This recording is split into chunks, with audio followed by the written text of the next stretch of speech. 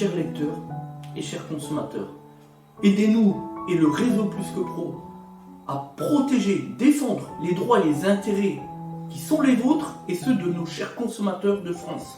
Et combattre le cancer que constitue ces pseudo-youtubeurs de l'intox et la désinformation. Parce que nous on ne triche pas de calomnie, on dit la vérité. Vous avez l'opportunité de vous abonner à la seule chaîne YouTube qui vaille à votre jouet. Merci de nous avoir donné votre confiance.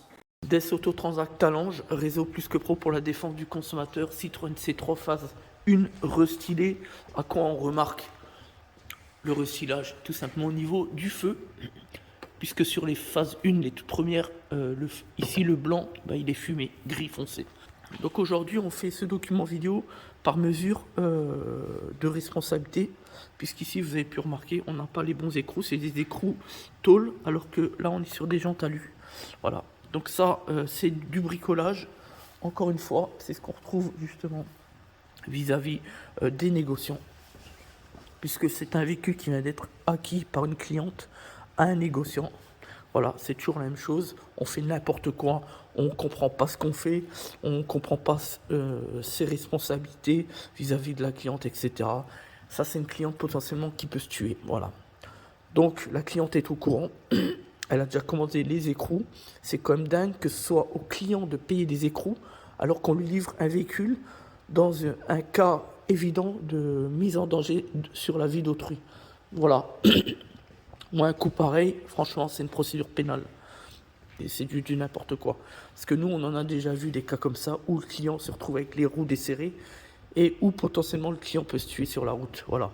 Donc ça, c'est le cas typique, puisque là-dessus, vous avez les écrous finalement tôle, avec le cône, le conique, alors que c'est des jantes alu. En fait, vous devez avoir les écrous avec la rondelle plate comme ça derrière, tout simplement.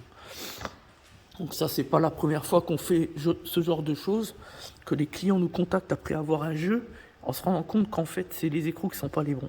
Voilà. Donc c'est encore plus grave, puisque là, c'est un négociant qui vend le véhicule, et qui livre un véhicule avec les écrous qui sont pas les bons. Voilà, c'est purement, simplement scandaleux. Donc nous, ce qu'on va faire, comme on l'a expliqué tout à l'heure à la cliente, quand elle est venue nous apporter le véhicule, c'est qu'on va lui faire signer une décharge au moment de la facture, pour nous décharger de toute responsabilité. Voilà. Donc comme la cliente est au courant, tout va bien, mais on lui a expliqué qu'il s'agissait de les remplacer le plus vite possible et de ne pas, surtout pas rouler avec le véhicule en attendant, parce que c'est un cas de danger grave et imminent. Il ne faut pas l'oublier, on ne fait pas n'importe quoi. Voilà.